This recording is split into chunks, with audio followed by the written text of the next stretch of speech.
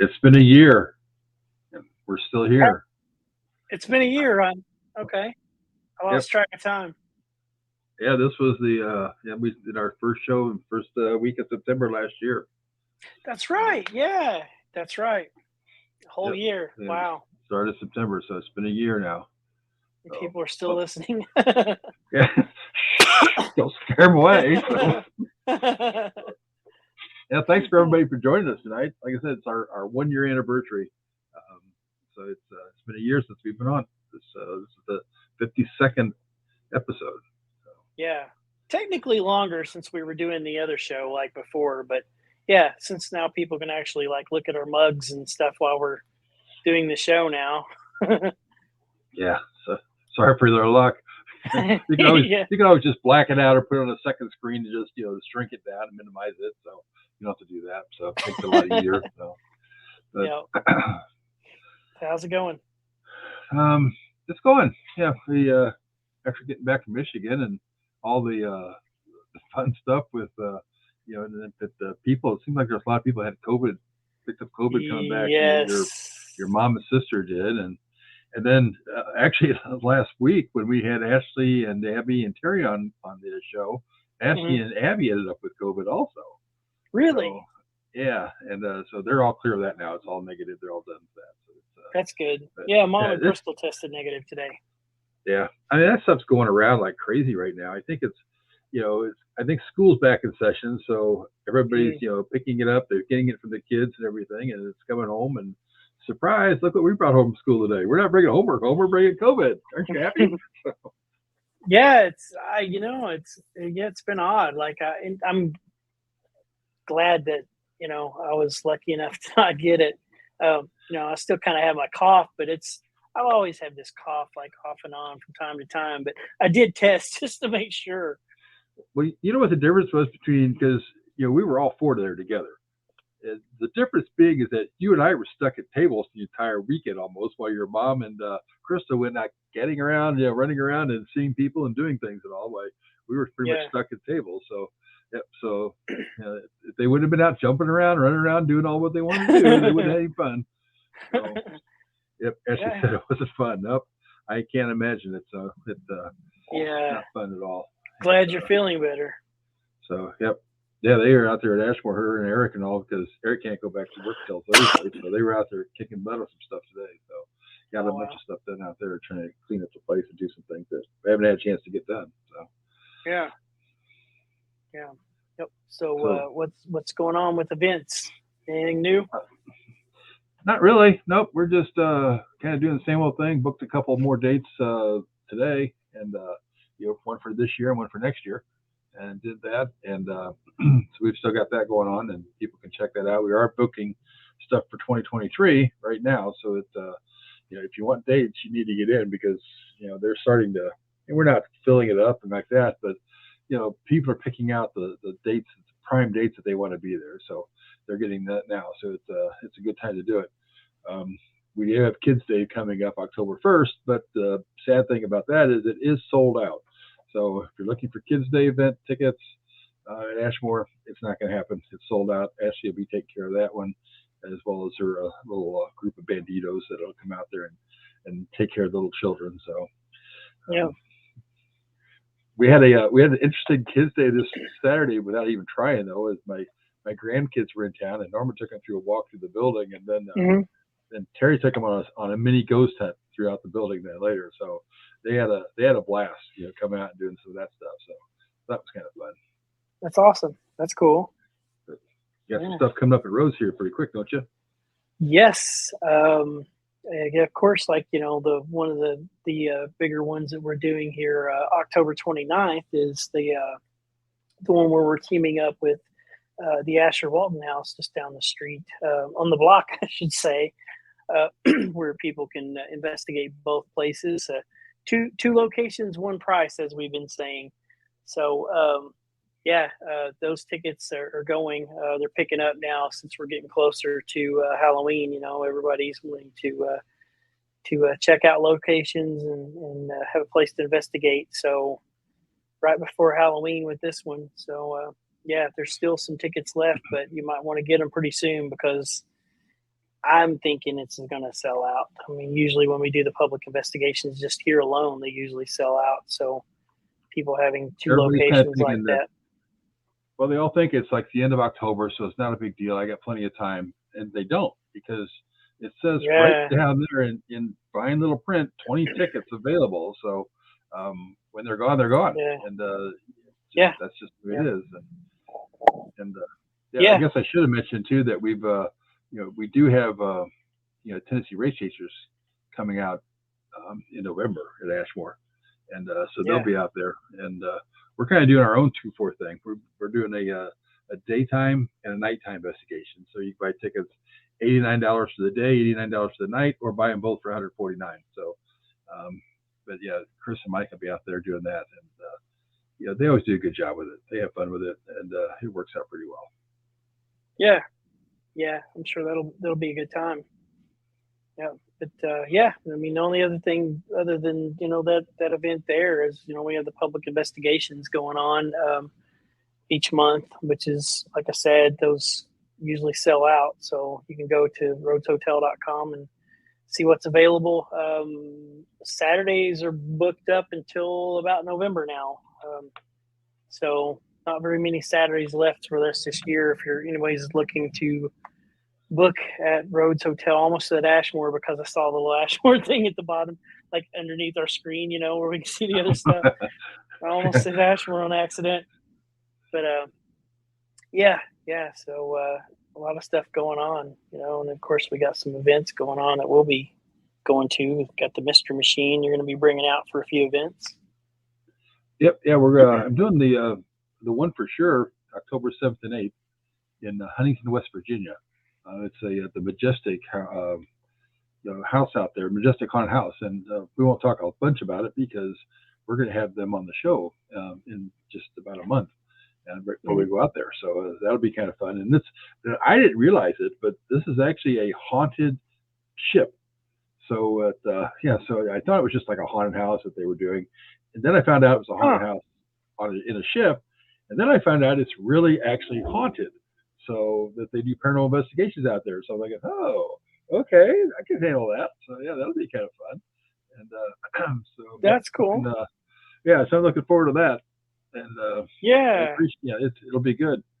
So, Ricky, I got your address, buddy. I'll send you that $10 check here for mentioning that. Michael sent you his $10, and I'll send you mine. And, thanks for the nice comment there. So we'll get that off in the mail to you. Yep. Yeah, we appreciate that for sure. Spread the word. Yeah, Terry said the kids were fun. Yeah, she took them all around and had some fun with them out there. Yeah. So hey, everyone joining in: Jenny, Ashley, Terry, Ricky, Eva, all kinds of people in here. I was going to ask Jenny, how's the temperature out in Vegas? I think it was supposed to be a little warm out there, and compared to what it has been lately. So, but yeah, she's out there. She's enjoying Donny Osmond. I think her and her mom would see Donny Osmond. And I can't, oh, really?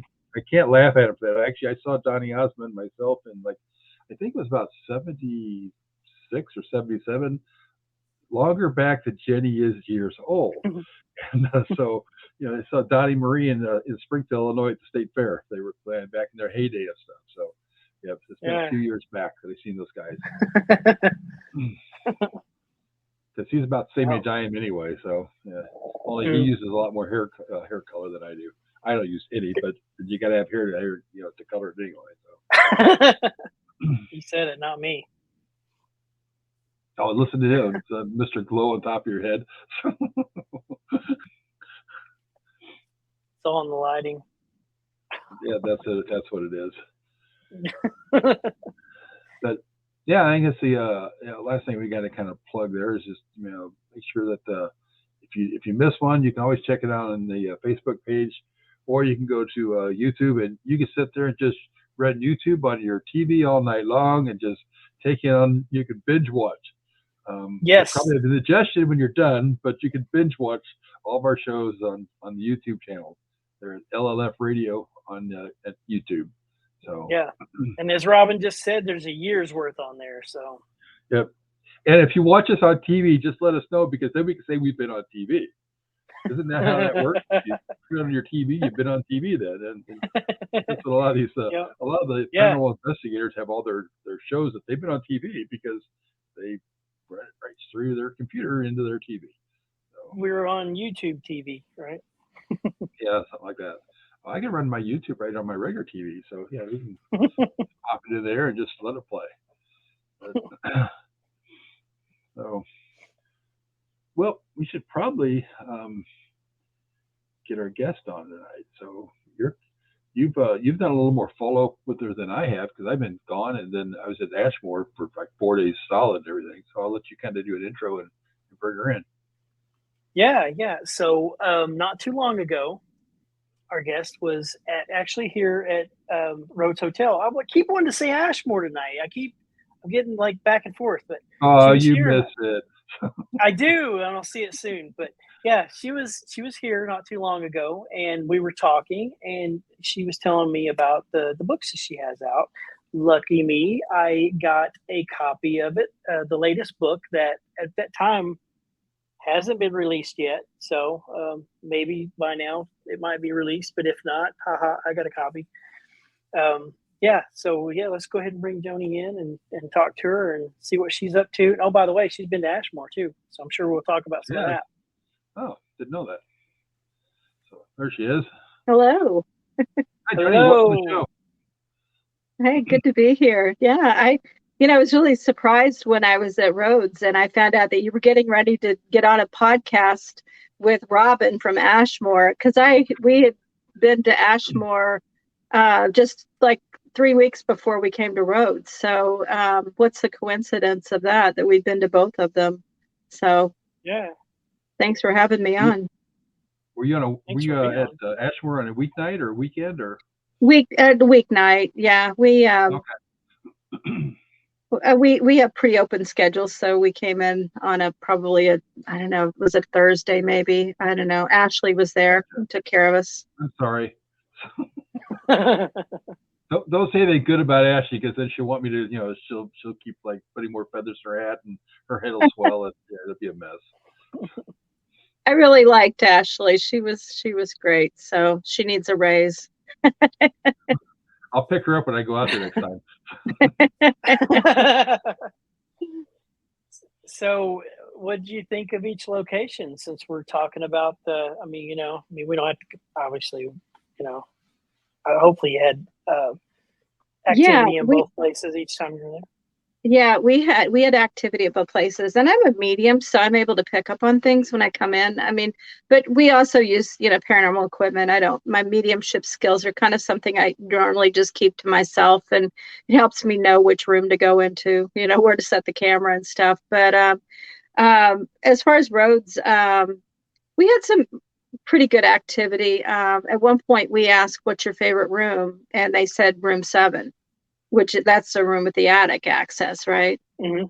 Yeah, it is. So that was pretty clear. And then we had some cat balls that were reactive, motion sensor, and those kept going off in the middle of the bed where nobody was touching it. But at one point we all heard a little girl laughing, and we looked outside and there was nobody. And it was pretty late at that point. But and I think the craziest thing happened. One of my team members, Tracy, was doing the Estes method, where she wears the headphones connected directly to the spirit box. And she was in the room where the son died of tuberculosis. And in the video that I was taking, you could see something kind of morphing out of the wall behind her. And it was like something was trying to materialize. And, at first I wasn't sure if it was just a low light situation where the camera's trying to focus and it's causing something. But then the more you look at it, the more you start seeing faces. And I thought that was pretty intense. As for Ashmore, I love old asylums. So, it's hard for me to get not have a good time at an old asylum, which nobody else in my regular life understands that. It's like, but we were, I don't know, we went twice actually. We had a daytime tour with another group, and that caused us to book it for a nighttime overnight investigation. So I connected with the man in the boiler room. Is it Jack? Jack? Joe. Joe. Yeah, couldn't remember his name, but and I felt like he was protective over especially that room and maybe over the place, but nothing negative in either place. Like, I've got a pretty good antenna if there's something really, really bad there, really negative, and nothing. It was just they were eager to share information, and it was just a good investigation.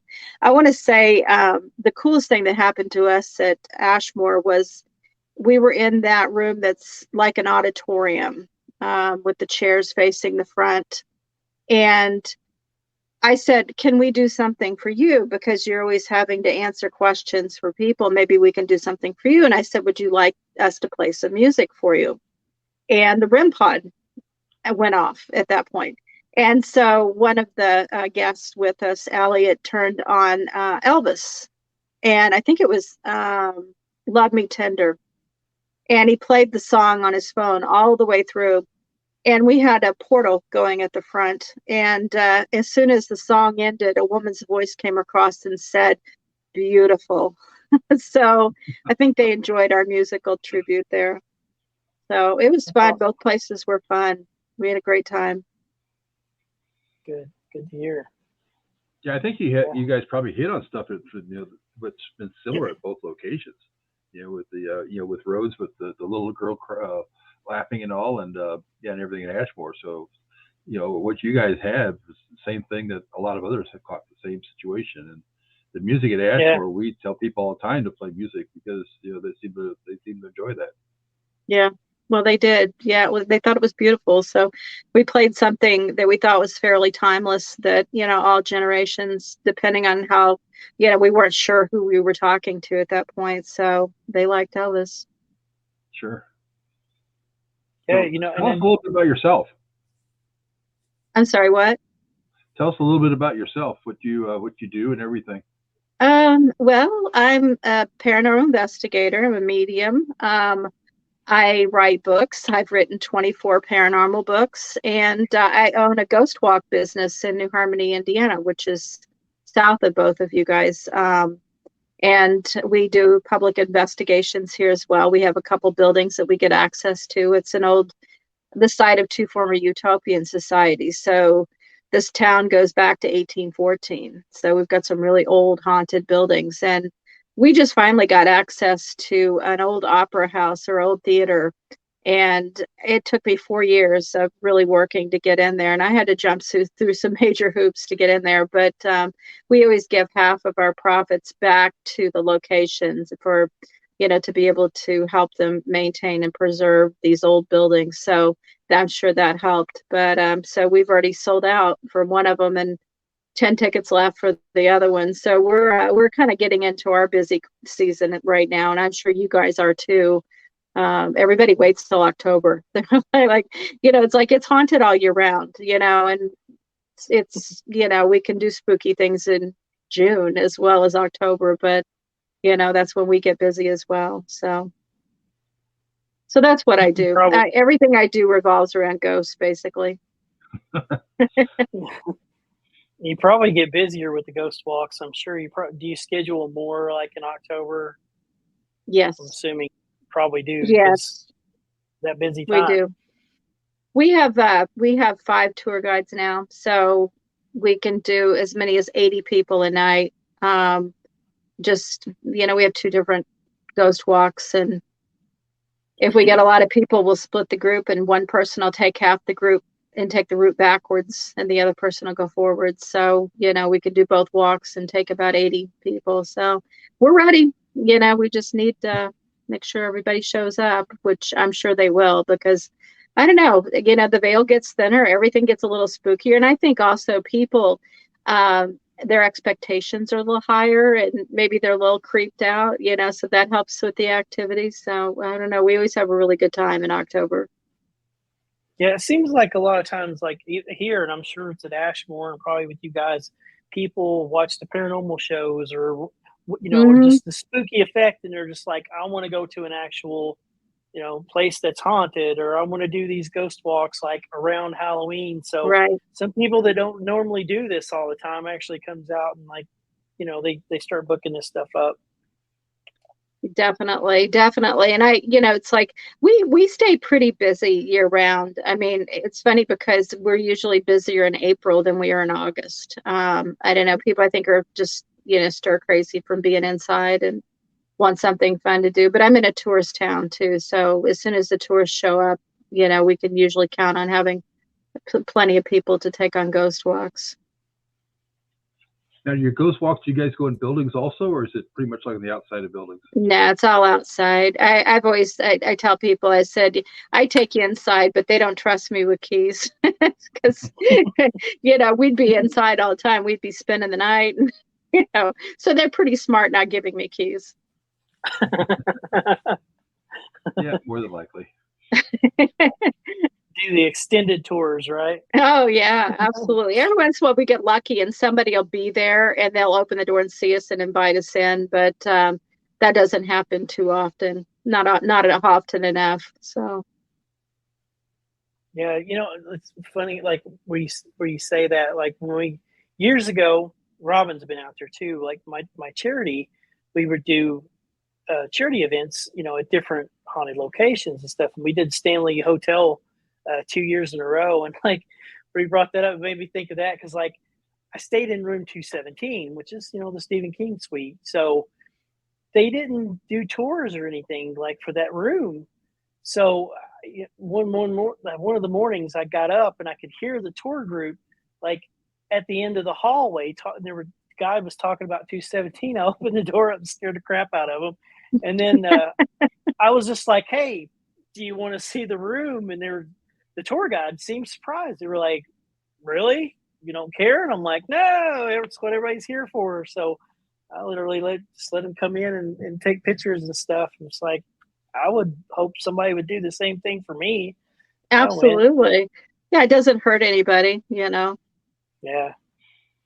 That's great.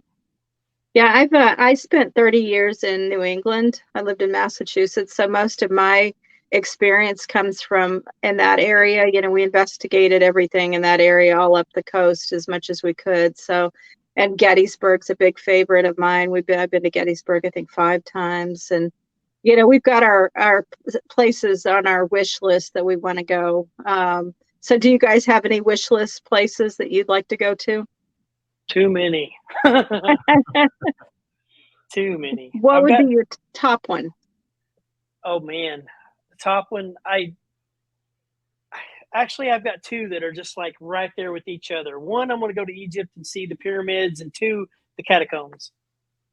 Oh yeah. What about you, Robin? I always kind of wanted to just hang out. It is so far away from me at Lincoln's home, which is like 20 minutes away. And I thought it'd be kind of fun just to hang out there some night and do something like that there. And just Wow. because it was kind of I just like the Lincoln area and things like that. So it'd be kind of fun to do something like that. Yeah, I would like to do Trans-Allegheny Lunatic Asylum, which isn't that far away from me, maybe 10 or 11 hours from me, which, I'm used to driving back and forth to Massachusetts, which is 18 hours. So that seems like a short drive. But also anything in Louisiana, the Myrtle Hotel, I'd like to see that. Savannah, I've never been there. A lot of my friends are always talking about how intriguing Savannah is, but I hadn't thought about international. So what is that Island of the Dolls? I can't remember. We It was talked on. about that a few weeks ago, and I can't remember the name. Yeah. It starts with a V. Like I don't know, but anyways, that would be another. That would be really creepy. That would be intense. But I would do it, as long as I wasn't by myself. Yeah. One of the questions I ask every guest every week, and we get all kinds of different answers and stuff. Like, I'm just going to ask this now, even though you gave us some of these locations, but I always ask people, if you can investigate a location anywhere in the world, where would you pick, and where would you go to? Anywhere in the world. Wow. That's a really hard one. I don't know. I think I'd go to that Island of the Dolls. I think that would be pretty cool. Although there's some castles in, Scotland that look pretty intriguing. So, that's a hard one. I don't know. I've got so many on my wish list, and I'm just now starting to tick off the ones locally.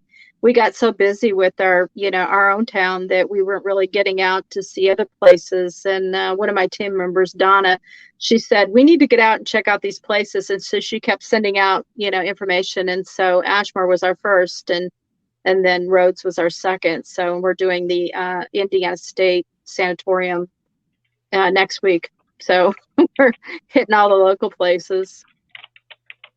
Yeah, that's another drive. It's not too bad for you.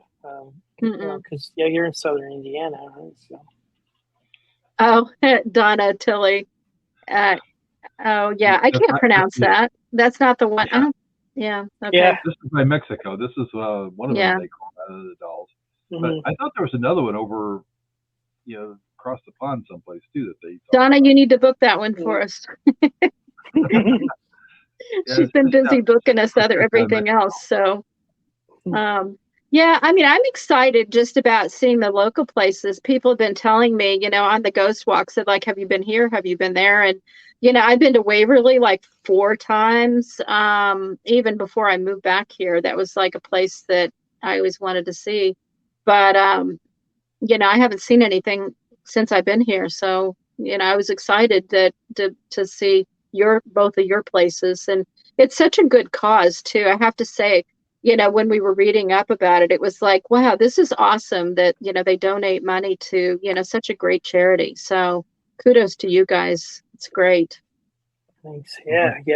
Anytime people book roads, the money goes to the charity. And of course, Robin does a ton of stuff like, at Ashmore and bringing the mystery machine out. So yeah, quite a bit of help. Yeah, that's awesome. We appreciate the support for sure. Your books that you've read, you said was like 24 of them or 23 of them. I forget the exact. 20. I think it's 24. I keep losing count. Good, but yeah, it's a lot. I'm safe. We'll just say a lot of books. Yeah, I've written a lot of books. Compulsive. I don't know. I don't have one going right now just because I know I'm getting into my busy season. But I had started a fictional series, and it follows a woman who's a paranormal scout, location scout for a paranormal show.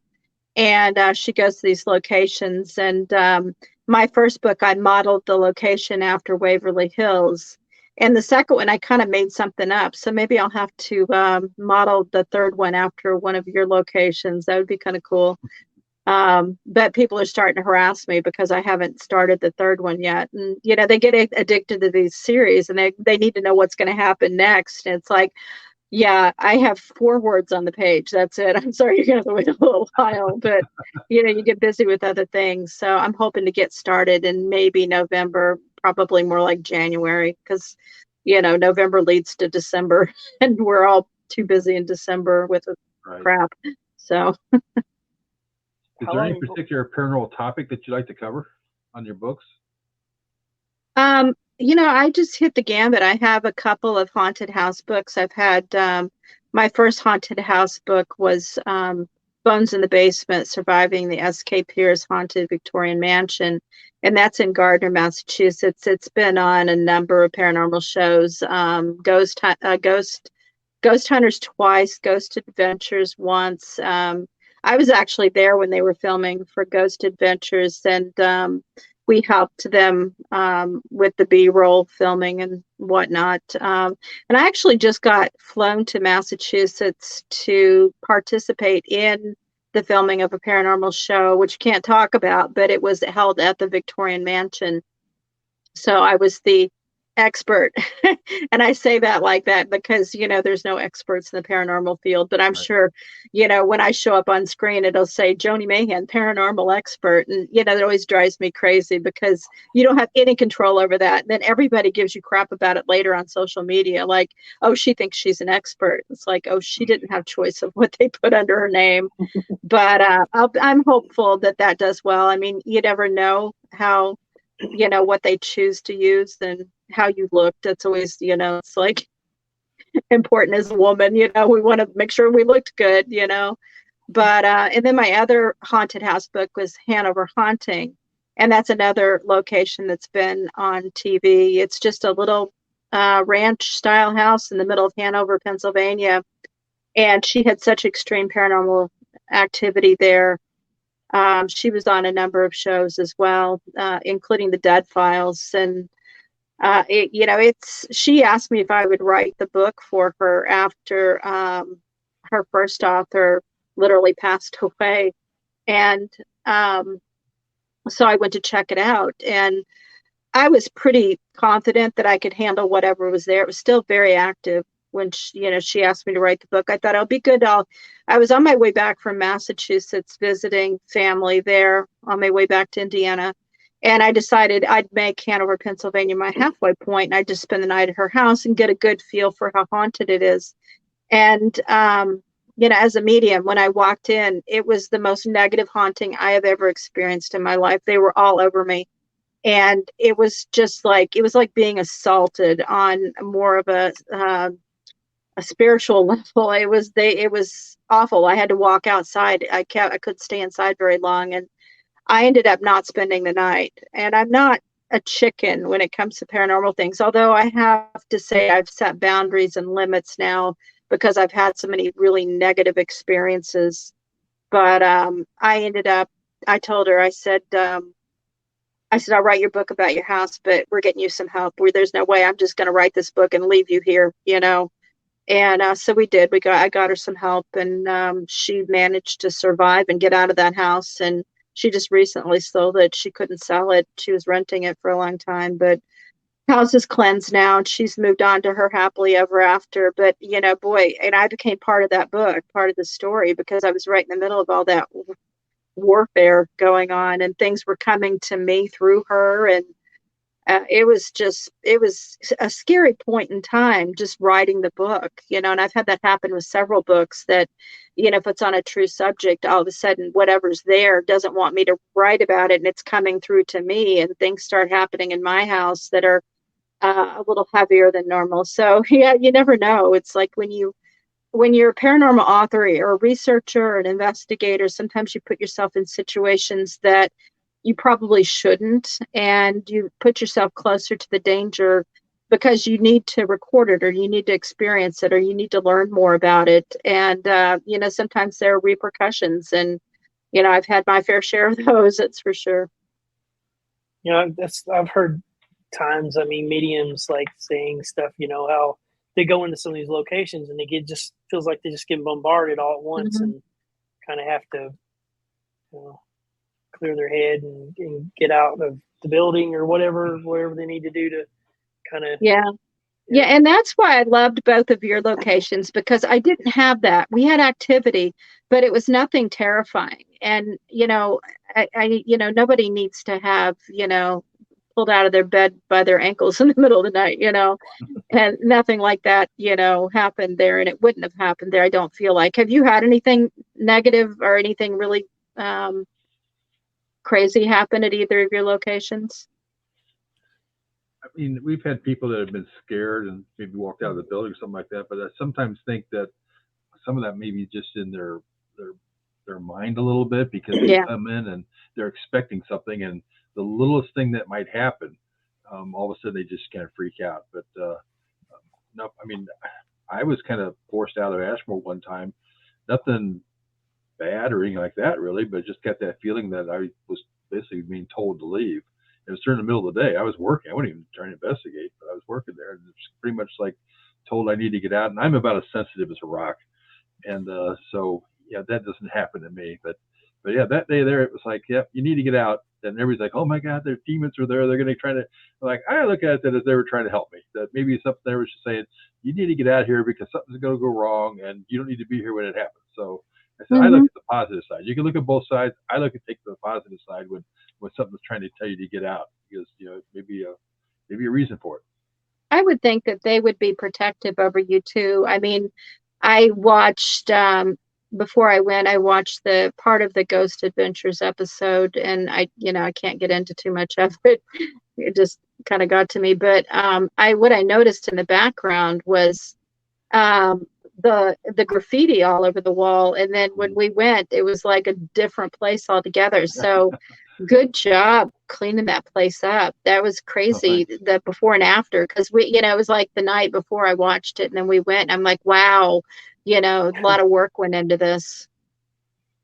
Yeah, we had a lot of help, and in fact, it was kind of funny because Nick Roth was out there in 2015, a year after I bought it, and he's like, "How do you get to the top floor?" I'm like, "We're on it."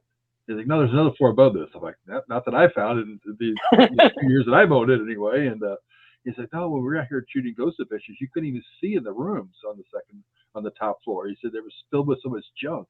I said, "We got rid of it all." He said, "We cleaned it all out." He was like, "Wow." I said, "It's amazing now." And I thought, he's like, I said, "So it's probably not as spooky or creepy as it used to be. It was when you were here." He's like, "No, actually, it's more, because before you couldn't even look in the rooms. Now you don't know what's behind each of those doors, and you don't know what's hiding in the corners, and you couldn't see the corners before, so now you can." So well, that's awesome. Yeah, I met Nick.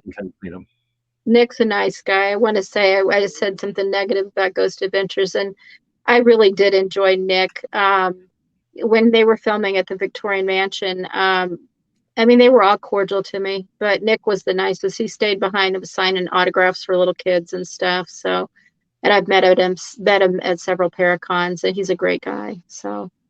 Oh yeah. Yeah, and like when Robin took over Ashmore, I went out the day he actually got the keys. I was on my crutches, literally moving sideways to get down some of the halls. There was so much stuff in the hallways that, even on crutches, I didn't have the width of the crutches walking forward. I'd turn sideways to get it. It's crazy how much it's changed in the work. Yeah, it's been a huge change. So, and I love seeing that because, I don't know, I love the history behind the haunting. Sometimes the history is more important to me than the haunting, what happened there, and trying to preserve that property and make it, make sure it's not going to fall down, to keep that history going and, allow for more history to happen. And, I love that you guys are both renovating those buildings and keeping them standing. Oh, thanks. Yeah, we got a lot of help. Terry and Ashley are in the chat room and everything, watching tonight too, and they help me out there. And Ashley's staying out there now, and she's in fact, her and Eric were cleaning a bunch of stuff out there today. They hope to do stuff last week, but COVID kind of kept them both down. So this week they're trying to make up for it, I think, out there. But yeah, they've done some more stuff out there today with stuff that's just sitting around. But I want to go back and ask you a question on your the house you said that you didn't stay in, that was going to be part of your book. Did you feel that the entities, when the house was cleansed and all, and there was no longer problems there, do you think the entities may have followed her to their location, or were they attached to that location for some reason? I think they would have followed her. They wouldn't let her leave. They had control over everything. If she tried to leave, somebody would get really sick, and just weirdly so, or deals would fall through, and there was just no leaving. So we recognized pretty quickly that we needed to get rid of the entity there so that she could leave. So I have a shaman friend who works remotely. He's from Virginia, Michael Robichaud, and he's pretty much my hero. He's saved me so many times from some really negative situations. I wrote a book about him because he's helped so many people. And it's stuff that it's hard. That book never sold really well. It's called Ruinous Souls, because it was too unbelievable for people to believe that, I was going to send, or my friend was going to send his invisible spirit guides and angel warriors in to control the haunting. But, I can tell you that, even that one was a big one. He said, "I'm not sure that I can even do this one. It's so much, there's so much there. There's a portal there. We closed the portal down, but it doesn't take much to reactivate a portal. So I don't know if it's open or closed now. Last time I was there, I felt it was open. I went back to visit a couple years ago and visited the people that are living there now. I just wanted to do a walkthrough and see if I felt anything. And it definitely felt a lot lighter, but there still was something there. And the area where the portal was, which kind of shot straight through the house, starting in the basement and went up through a bedroom. and I could feel it. You know, you get really lightheaded as you step in it. And it just has a weird feeling to it. But yeah, I'm pretty sure the portal's still open. But she had so many horrific things. I mean, she was pinned to the bed, you know, while something that looked like demonic was holding her down and telling her she was his, and he was gonna make sure she joined him, and just some horrible things. And she has activity she caught on camera. Um, you know, she had a door that led upstairs to her master bedroom, which used to be the attic of the house. And she caught it on film. She said the door was shut. She said, "Can you open that door?" And the door opened. And then she said, "Can you close it?" And it closed. She caught that on film. And she's just so many things in that house. It was the most extreme haunting I've ever seen. Yeah, it was crazy. Something I was. Go ahead, Robin. Go ahead. Did she have kids there with her, or was she just by herself? Or she was there with her husband. At one point, one of her grown daughters lived there with them, but she had some crazy experiences to the point where she didn't want to be there anymore. And she kept hearing. She was downstairs. She had a bedroom downstairs, and ironically, it's the bedroom I was going to stay in if I would have stayed there. She had moved out by then. And she would be in bed and she would hear footsteps. She'd hear people walking outside her bedroom.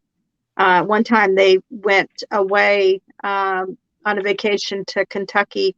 And while they were gone, she was watching the house and she was in bed reading, and she heard a loud crash. And it came from her stepfather's office, which is the room where the portal goes through. And he had that room locked because he collected firearms, and he just had personal private papers and stuff. And he had the room locked, and he said, "You know, I don't want you to go in there." Well, she's sitting there getting ready to go to bed, and she hears a loud crash come from that room. And she opened the door, and it was unlocked. It should have been locked. And he had a big elk head hanging above his desk on the far wall, and it probably weighed 300 pounds, and it was anchored into the studs, and you had to literally lift it up to get it off of the stand. You know, it's professionally mounted on the wall, and it was halfway across the room, laying on the floor in a way that it was looking at her as she opened the door. You know, those eyes were looking up at her, and she bolted out of there. She was out of that house, and I think, I don't know if she came back or not. I think if she did, it wasn't until they got back. But just so many things happened in that house. It was very intense. One of the things, of course, let's plug this. Is this available yet, or it was yesterday? Yeah, you got a copy way before everybody else did. So I did yesterday. Yes, yeah, and I've been getting people posting a picture of it on Facebook. They pre-ordered it, and their copies came in today. So there's a lot of people out there that are happy they got to read their copies. So that was a fun book. It started, well, all my other books are self-published, and let's just say I have control issues. So, and I built up my own audience, you know, over the years. So my books do very well. I don't necessarily need a publisher at this point in the game. Could have used one, you know, 20 books ago, but so they saw my book Haunted New Harmony, and then they started looking at my other books, and History Press contacted me and asked me if I would write Haunted Posey County, about the entire county. And, you know, of course I said yes, because I'm really curious to see what the difference is between, you know, being published traditionally and self-published. You know, what are the differences? And so far, just really control. You know, like they wouldn't let me put all the pictures in there that I wanted. They selected some, like there were a couple that were really good, but they said they weren't high resolution enough. So, but other than that, they really didn't do too much editing on me. I was a little terrified that I was going to get the book back and it was going to look like somebody else wrote it. But no, they didn't.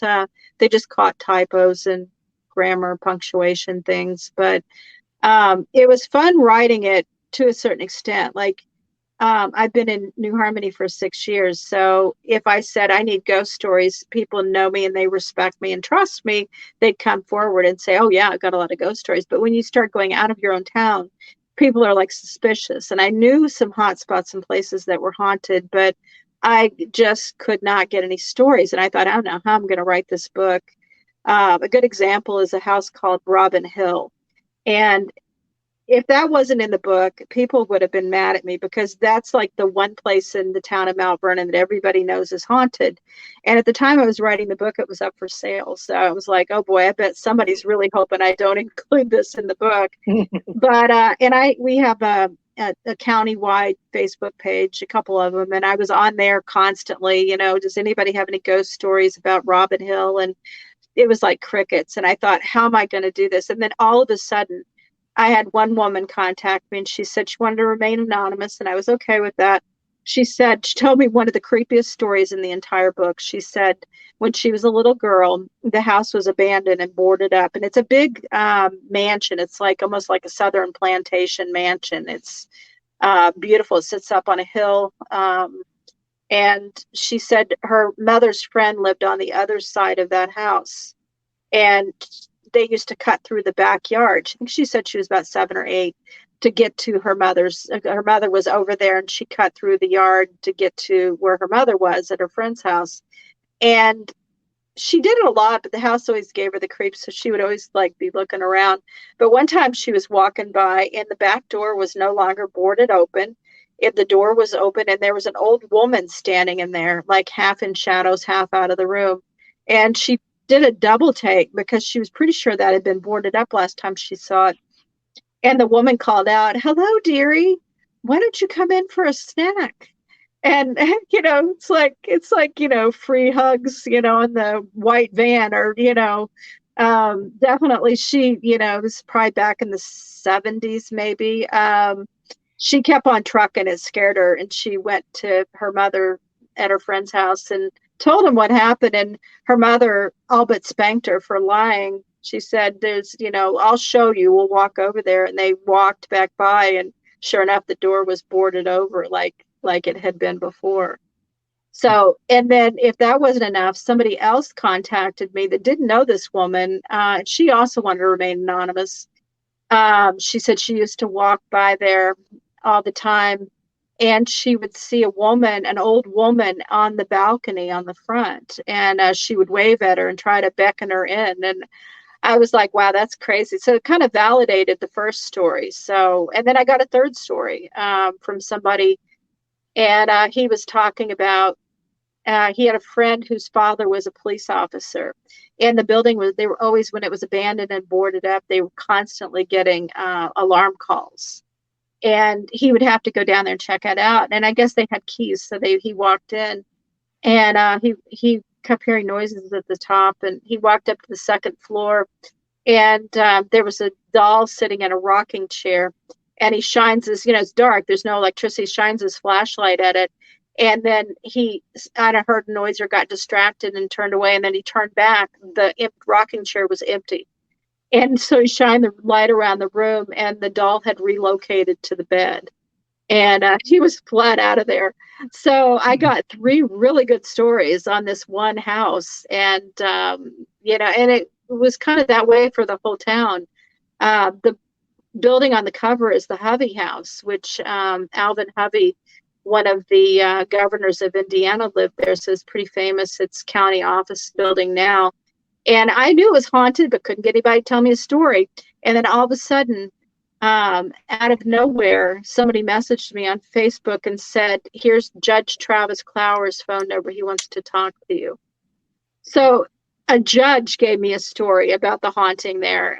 When he was the prosecutor, his office was there, and he had all kinds of things happen. And he went on record in the book, a judge gave me stories. And once he gave me stories, other people, I went in there and he gave me a tour, and other people in the building were giving me stories. Like once he told his, everybody was giving up theirs. And it ended up being one of the best chapters, and it's on the cover of the book. So just some intense locations in that book. And I had a historian who was really, really helping me find the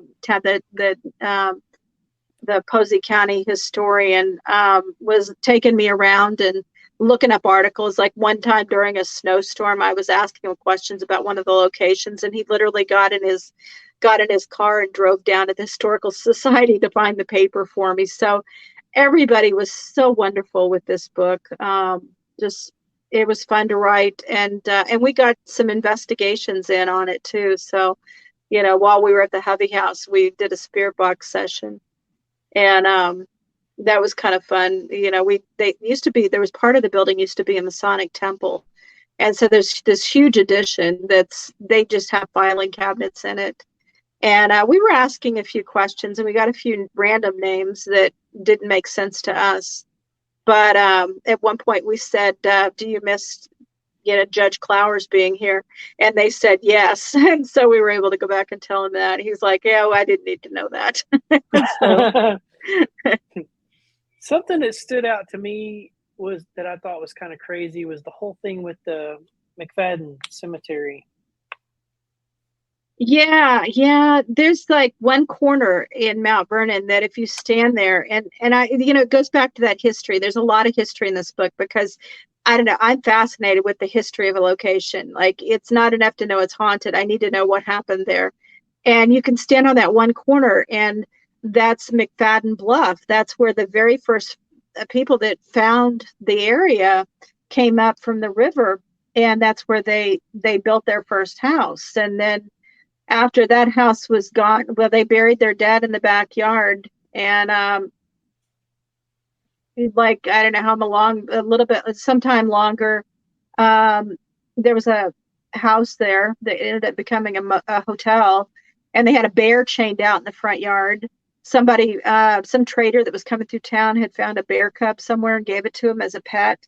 And so they chained it up out in the front yard, and they kept it there until it was too big and aggressive to keep as a pet. And then they ate it. They killed it and had bear steaks and served to their guests. I was like, yeah, as an animal lover, that just completely did me in. But and then once it was gone, the hotel turned really seedy after a while, and there were a lot of deaths. There was a cholera outbreak, and a lot of people ended up there as like a temporary hospital for that. And then when that was gone, it became the water treatment plant, which is crazy. So now you walk up there, and it's like you can't see all that history because it's gone, or the buildings are gone. All there now is the waterworks department, and it's just this big aluminum building. And I got a tour of it. He took me through, and it was funny as he was walking me through. It was like meeting a lot of guys that you wouldn't expect to be believers in the paranormal. Like, it's kind of I don't know. It's one of those things, and you guys know this. I know you run into this all the time. You get a lot of skeptics. They're like, there's no such thing as ghosts. That was not the case there. And I really expected them to be some of them. They were like men's men kind of guys, and I expected them to be nah. And every single one of them said, "Oh man, this place is haunted." They were they couldn't wait to tell me their stories. One guy said there was one room, I forget what it was called, but it was way back in the back of the building, and he said that's where the old hotel used to be. So, and they said they saw a woman in Victorian clothing walking through there one time. He was down there at night to do a check of the chlorine levels, and there she was, just walking by, clear as day. So every one of them had an experience. So yeah, you feel it when you come there. And then the cemetery that used to be there on the land is long gone, paved over. They don't know where the stones ended up, if they just got moved off into the creek, or there's always two stories when you have cemeteries that are moved like that. Either they were moved and the graves were exhumed and moved and everything was done properly, or they just paved over it and said they did. And I know which one I believe, which could attribute to the haunting. I mean, their place of rest was disturbed, and very disrespectful. It's like people that just want to take the quick way out. They don't want to, they don't care about whose lives they're messing with. Yeah, I thought that was crazy. Yeah. Trina had a question for you. Do you ever have spirits manipulate you or use you? Have you read any of my books? Yes. I've had a lot of really negative hauntings. My very first paranormal book is Soul Collector. And man, I mean, I was born a medium, and I've had experiences my whole life, but I've been afraid of them, or I was afraid of them. And I just, I kept living everywhere I lived. There was a haunting there, and I was having to contend with ghosts everywhere. And when I got divorced, I was in my 40s. I decided, okay, I'm going to get a hold of this. I'm going to learn more about it, because knowledge is power. And joined a paranormal team, and become an investigator, and then met up with somebody else, a friend named Sandy, who's also going through the same like level of mediumship I was. Like, the more you work with it, the stronger it gets. And so we were working together and giving each other validation. And, we go into haunted locations and use pen and paper and write down what we were feeling and then compare notes. And oddly enough, we were always pretty accurate. But when I did that, I opened myself up and learned that I'm a ghost magnet, which is another one of my books. For whatever reason, they follow me home. And I'm happy to say I was at both of your places. Nothing followed me home from either one of your places. I'm always a little nervous when I go somewhere because one of the locations in my new Haunted Posey County book, the Dollar General, I don't think it's haunted anymore because I think the ghost came home with me. So, maybe I should put my own house in the book. But, it's like, okay, the Dollar General ghost is now at my house. So, but, yeah, I had Soul Collector, back to that. I'm sorry, jumping around a little bit, but something really awful followed me home from an old prison camp.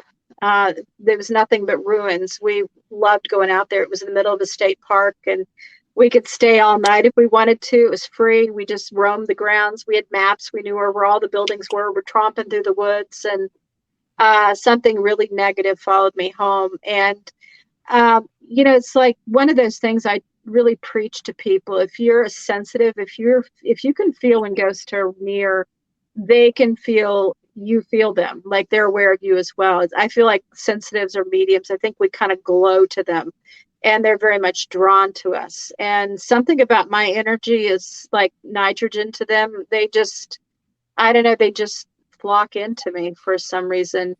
And nitrogen's not the word I was looking for. Anyways, it's like super powered.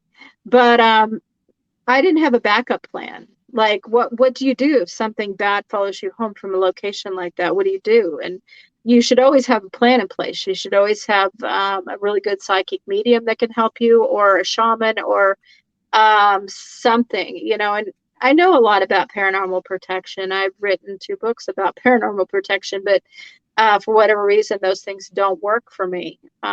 Still trying to get a handle on it. But I had this nasty negative being in my house for months until finally was able to get rid of it. And it wanted me dead. So yes, it was almost like a possession. And it wasn't, I don't know that it was demonic. I don't think it was demonic. It's hard to say. I don't think it was demonic, but they can, really strong old entities like that can almost mock through the stages of a possession. Infestation. My house was definitely infested. And then, the next step completely took me over and was starting to cloud my emotions and my feelings. And I could hear his voice in my head. And I started getting suicidal, and I've not ever been that way. It was like I'd be driving, and it's just like, you might as well just run into that tree because this is going to be your life from here on out. You might as well just give in now because I'm going to have you eventually. And it was very scary. So, what possession would have been the next, step? And, it would have been somebody else driving the Joni machine. And that would have been, really awful. Thankfully, I had good friends surrounding me, and they were trying to get me help. And, it was scary. It was scary for everybody. Anybody that came to my house could feel it. And they were like, oh my gosh, how do you, and I lived by myself. I was recently divorced, and my teenage son lived with me 3 days a week, and I was trying to shield him from all this. But most of the time I'd have to come home to a dark house that I knew had a really nasty, evil ghost in it. And it was horrible. It was terrible. I wouldn't want to go through it again, but I'm glad I went through it because it gave me an experience. When I finished the experience, they warned me. They said, don't talk about it, don't think about it, and certainly don't write about it. And I held on to it for 2 years, but it was almost like surviving an avalanche. I mean, and not being able to tell anybody about it. And I kept thinking about it. I thought, I can't be the only one something like this could have happened to. There's a lot of people that are sensitives that go out there and investigate with no backup plan. Like, what are you going to do if this thing follows you home, And so I finally, I got my nerve together, and I had already published 3 books at that point, but they weren't paranormal. They were paranormal fiction. They weren't true paranormal. So I thought about all my aunts, all my teachers, all my, grade school friends that didn't know what a, weirdo I really am.